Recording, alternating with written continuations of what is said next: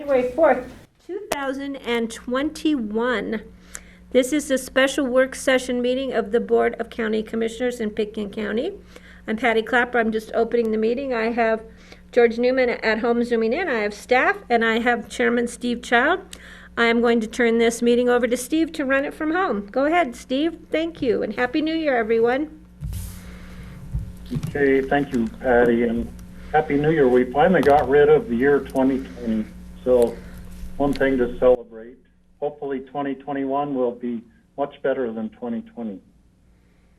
So I'm going to call a special meeting to order and ask John, are there any additions or deletions to the agenda?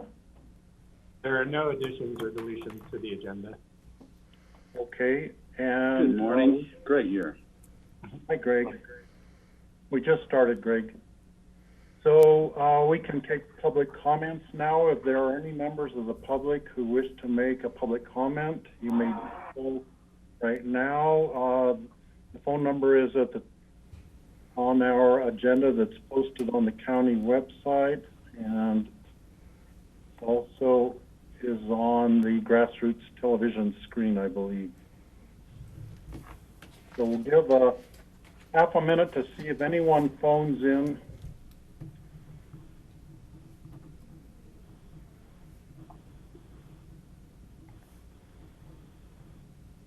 Nice sweater, Greg. Very, very Nordic looking.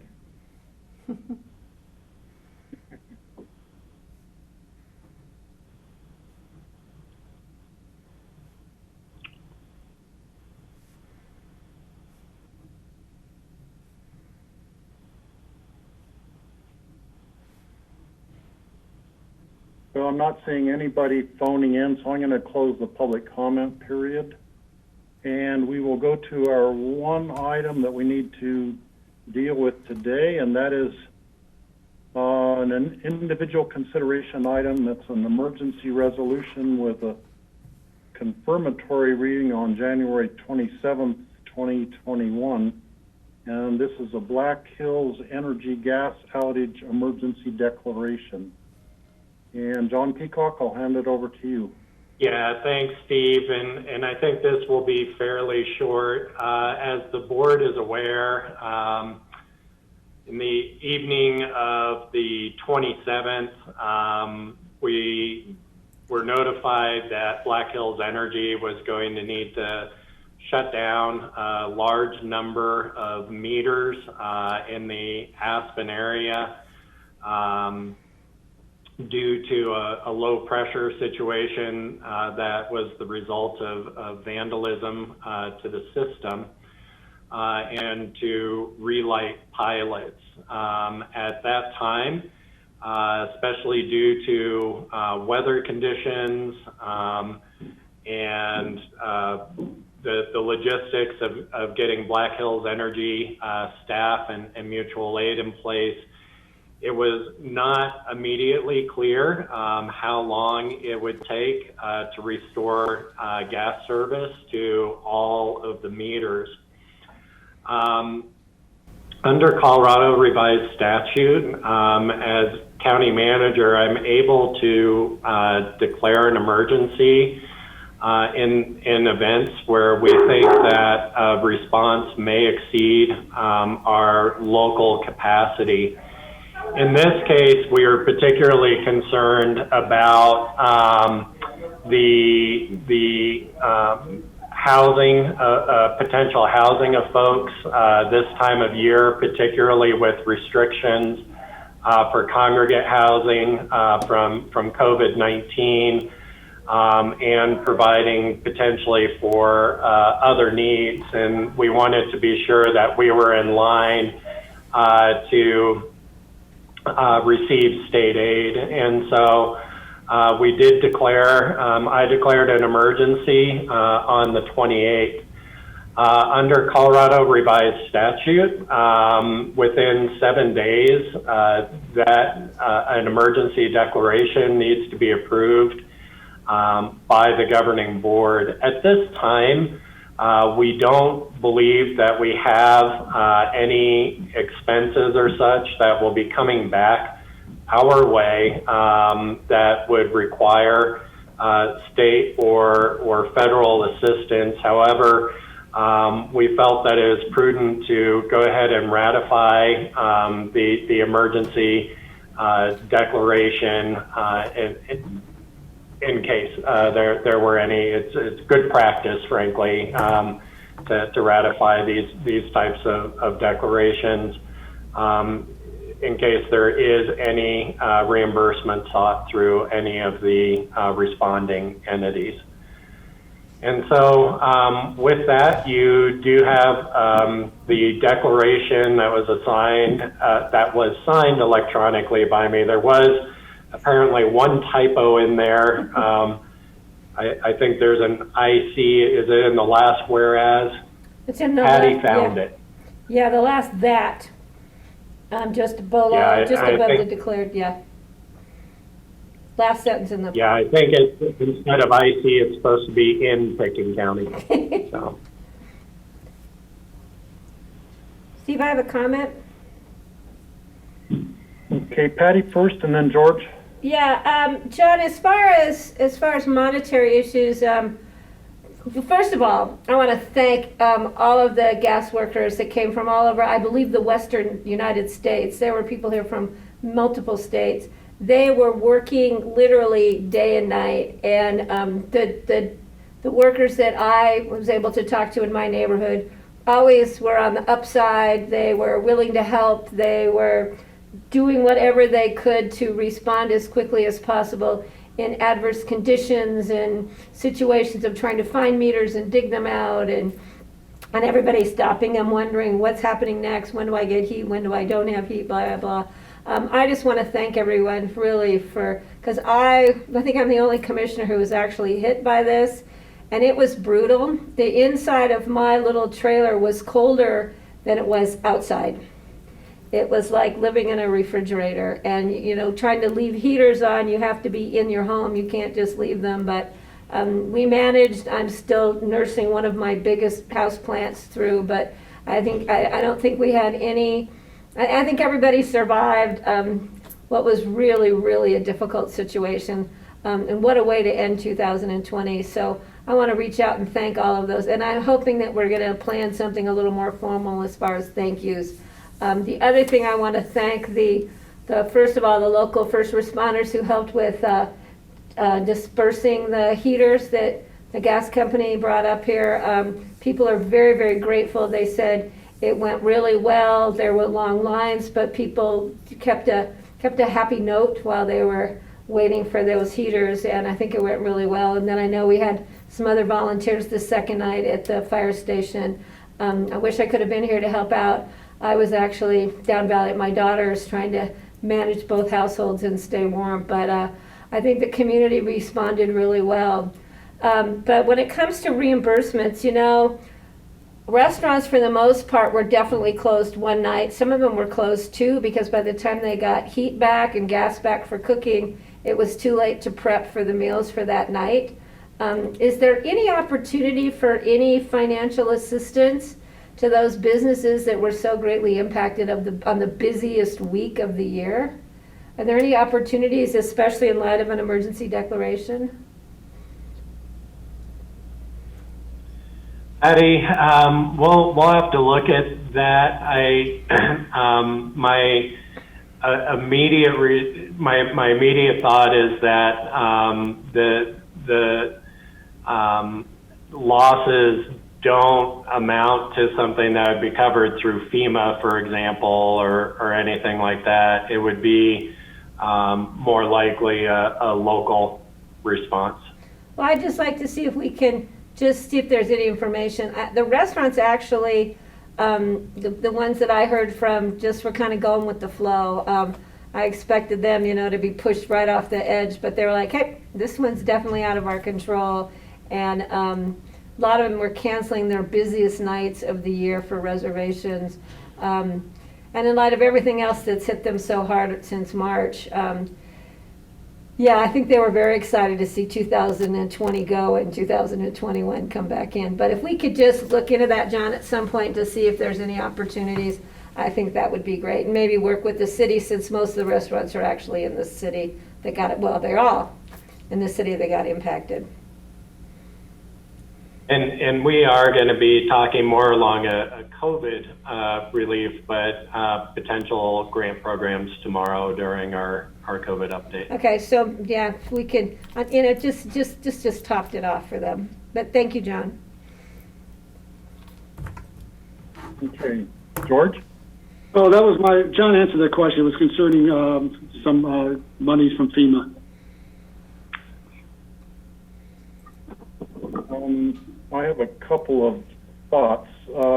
One is there still could be some expenses that we are not aware of, thinking that the sheriff's office would be involved in an investigation, which we don't know if there would be extraordinary expenses on that might need to be reimbursed. And also this incident, we think it's all over, but are we sure that it's over? Maybe will still be ramifications from it that we're not aware of yet because they haven't happened. So I think it's wise to pass this emergency declaration today. My second question has to do with the heaters that were distributed by Black Hills Energy. Are they collecting those heaters? Are they going to leave them with the homes for future use? I do have a proposal that was suggested by a citizen. There is a group of people collecting heaters to send to Indian reservations in colder places in the Dakotas where the people are largely living in trailers and have poor heating systems. So that's just a thought. If Black Hills was just writing off the cost of the heaters and people here don't necessarily need them, they might want to keep them for another emergency, but it would be a way that a lot of the heaters could be put to an immediate use for the remainder of this winter.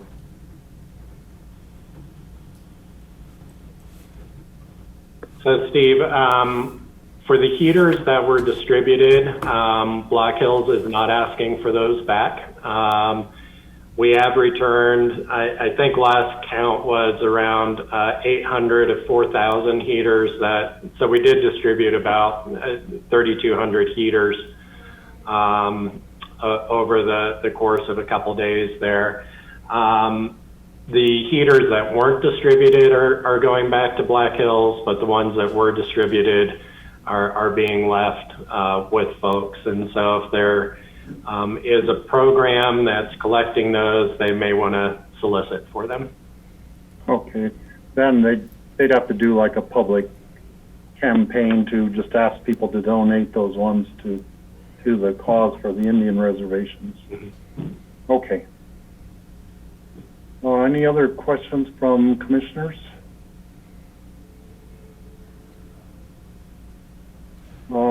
Let's see. So this is not a public hearing today. We would have a confirmatory reading on January 27th. That would be a public hearing that day. Is that correct, John? Yes. So Steve, I'll make a motion to approve this emergency resolution and set for a confirmatory reading at our meeting on January 27th. I'll second it. Okay, moved by Patty, seconded by Greg. Are there any further comments? Being none, all in favor say aye. Aye. Aye. Thank you, John. Okay, Thank you. we have 5-0. Next we have open discussion. Are there any open discussion items? I think I was going to save mine for tomorrow, so I'd turn it back to the board. I do have one, Steve. Patty? John, this does have to do with COVID, but I got a call this morning from some folks. Actually, they are in the Eagle County side, our side over here, wanting to know how they can get information about the Eagle County vaccine program. Apparently, they were told they could respond, I think this morning in Elgibel without appointments. The line was crazy. They ran out of vaccines. They weren't told when they could get more. And apparently Eagle County doesn't have a registration form that like we have online. I just didn't know. They also wanted to know when counties are getting more vaccines and when people in those tier 1, tier 2, you know. I really didn't know who to send them to, where to find the answers. So do you have any thoughts for me so I can get back to them? Yeah, on Eagle County, yeah, I actually am not familiar with their program right now, Patty. I probably refer them to the website or you know, calling Eagle County. It is a really difficult thing right now because we are not right now. None of the counties are getting more than a day or two notice in terms of how much vaccine is being distributed or allocated. And so it is rather short planning timelines and prioritization. There's also information on the state's website, CDPHE. I'm sorry, I don't have that pulled up right now, but there are numbers to call on the state website for vaccination information also. Okay, apparently they did try the Eagle County, they called the Eagle County phone numbers, and they said it wasn't like they got a busy signal, they just got this weird noise, like the phone numbers weren't even set up, so they couldn't get to leave a message or anybody to talk to. They've been on the Eagle County website. I said, well, I know we have this system that we're starting with these forms that you can fill out on the website, but you know, I think everybody's trying to do the best they can with what they can right now. So if anything, I think the folks that called me, I think have relationships with the Eagle County commissioners, so I think that's probably a better place for them to go than. Yeah, I'm sorry, I don't have. I'm trying to do a quick web search here to see if I can get more. Well, I'll forward them. I'm going to call them later on today, and I'll tell them what you just told me, and I will suggest that they send an email to their county commissioners, and maybe they can get. I mean, they just kind of have my number on speed dial, I think. So. Yeah, well, it says here that appointments for Eagle County can be scheduled online at www.eaglecountycovid.org. Okay. That's the best info I've got. Okay. And when I click on that, it does bring me to a site. Yeah, so I'll send them back there, but I'll also tell them if they're not getting the information they need to maybe send a quick email off to their county commissioners. All right, thanks, John. Okay, Greg? Yeah, thanks, Patty and John. I had a similar experience to what Patty describes this morning. I was trying to sign my mom up. The website and the phone number would not respond before 8 a.m., so I called and got online right at 8 a.m., and it had repeated attempts. The phone line just said, all circuits are busy, and so you couldn't leave a message. It was just dead. Greg, is that ours or? No, that's the Eagle. That's Eagle County. Okay. She's in Elgibel.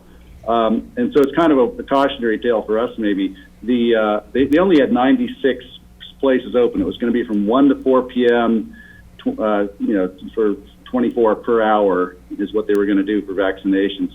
By 8:07, the entire schedule was full, and I made repeated attempts to get into their website and register, and every time I got kicked out, it would say, oh, sorry, that one's full, even though it said it wasn't. It's one of these things where I think they've got a clunky thing. So it occurred to me, we may have the same problem when we open up the floodgate that Eagle did. So it was a cautionary tale in that, and there was no place, there still is no place you can go on their website or on the phone, because the phone, once I finally got through, referred me to the website. You go to the website and it says, sorry, we don't have anything for you.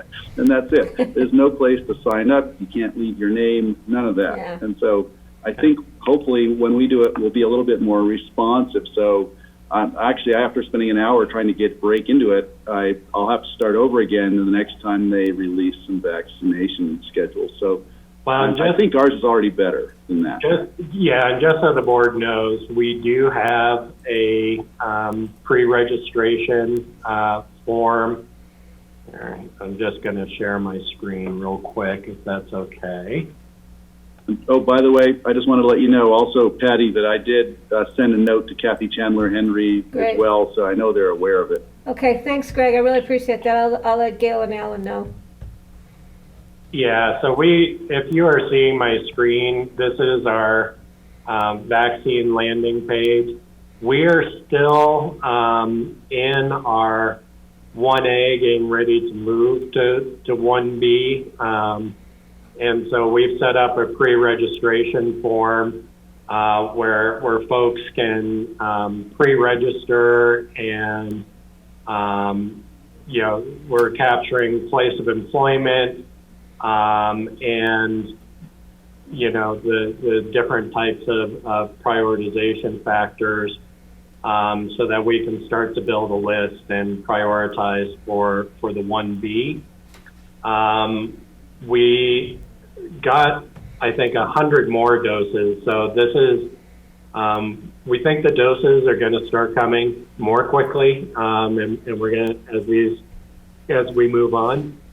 But I think all counties right now, especially since the state prioritization was changed last week to include all individuals 70 and older in that first phase, there's just a lot more demand right now than there is vaccine. And so we just urge patients, for those in Pickens County, we urge you to get on this pre-registration list. And we will be prioritizing based on medical conditions, age, so on and so forth. So John, I have a question. So even if you're not in that first category, you can still fill out this form? Or do you have to wait till it's your age group? Yeah, I mean, you can, but we're really trying to get focused on those who are qualified for the phase 1, Patty. So they're the ones that we'd encourage to get on and fill out. Because otherwise you're not going to be able to check many boxes anyway. George?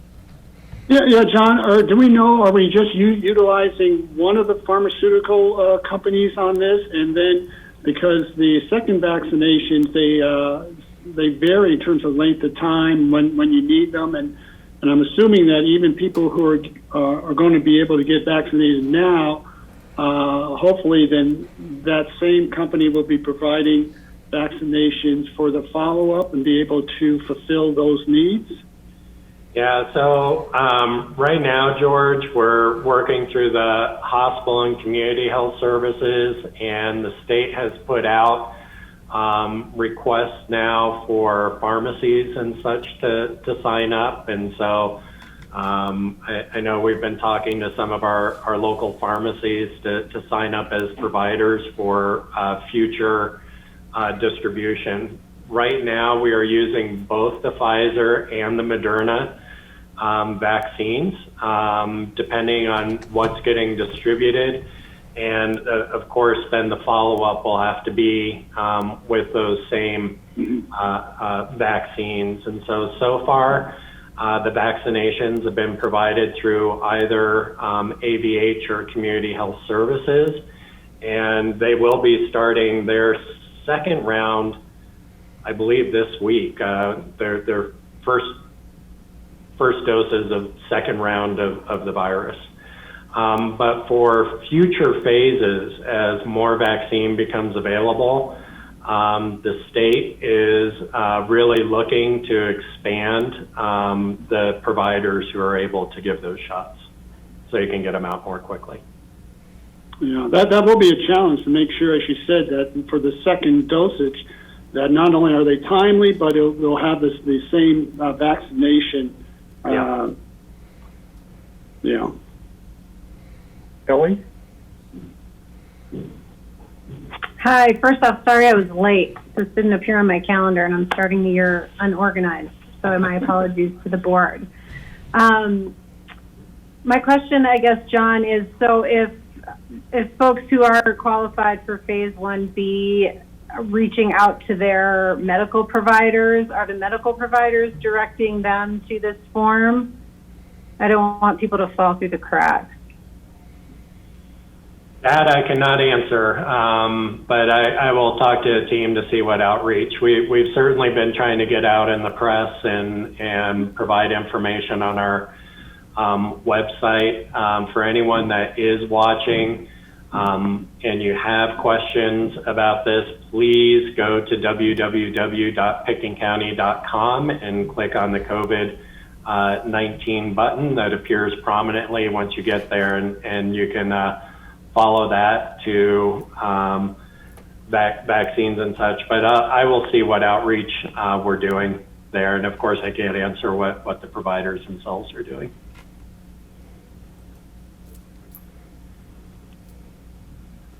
Okay. I think we've, and we can, for sure you can give a more update tomorrow on that, John, if you have any more information during our COVID update tomorrow. Is there any other open discussion items? Greg? Yes, I wanted to call your attention to the email we got from Gina Pingino at CCI regarding there's a bill some county commissioners have put forth to prohibit county commissioners from serving on a county's Board of Health that's coming before the state, and that will be discussed on January 8th at 1 p.m. There'll be a dialogue that CCI is putting on. Just wanted to call everyone's attention to that. And there's more to the email. I'll forward it to you, John, if you haven't seen it. Just thought you might be interested. Yeah, I would definitely like to see that. So, Thank you. Steve, can I come? Yeah, Greg, yeah, I saw that too, and I actually printed it out so I could read the whole thing. I find it interesting. So you can be a mayor and be on the County Board of Health, but you can't be a county commissioner and be on the County Board of Health, because it didn't say elected officials. It just specified county commissioners, correct? I think it's a solution in search of a problem, or maybe it's a failed effort to solve a perceived problem that I haven't quite understood yet. And this only affects counties with less than 100,000 people, which is also interesting. And Garfield County, I believe John, correct me if I'm wrong, their entire board is their Board of Health? Yeah, for a number of counties, and that's the way it was in Pickens County until fairly recently, Right. is that the Board of Commissioners sits as the Board of Health. In larger counties, you tend to see more set up like what we have, with an appointed board made up with representatives from different facets of either healthcare or representing different areas of the community. We structured our Board of Health with kind of a balance of kind of general elected officials from municipalities in the county, along with either doctors or community members that brought some specific area of expertise. So, yeah, and I'm not seeing that I got that from Jeannie. So, yeah, if you could forward that, Greg, that would be really just did. Understand what that is. Okay, great. Thank you. Okay. Anything else? And if not, I would entertain a motion to adjourn the special meeting. So moved. I'll second. Okay, Greg moved and Patty seconded. John, you have your hand up? Oh, I was waving. I'm sorry. I didn't do that. All in favor of adjourning, say aye. Aye. Aye. See you guys tomorrow. Okay, we are adjourned tomorrow at 11 o'clock for executive session. 11 No, 11 o'clock, 10 no, o'clock. it's 10:45. 10:45. 10:45 for doing the extra time to get into the Yeah. executive session. And they'll make sure we have the links. 11 o'clock, the original on Friday, so I'll have to get a new agenda, I guess. Okay. Happy New Year. All right, see you New guys Year, yeah. tomorrow. Thanks, Chris. George, give me 10 minutes. Yeah, okay, thanks, John.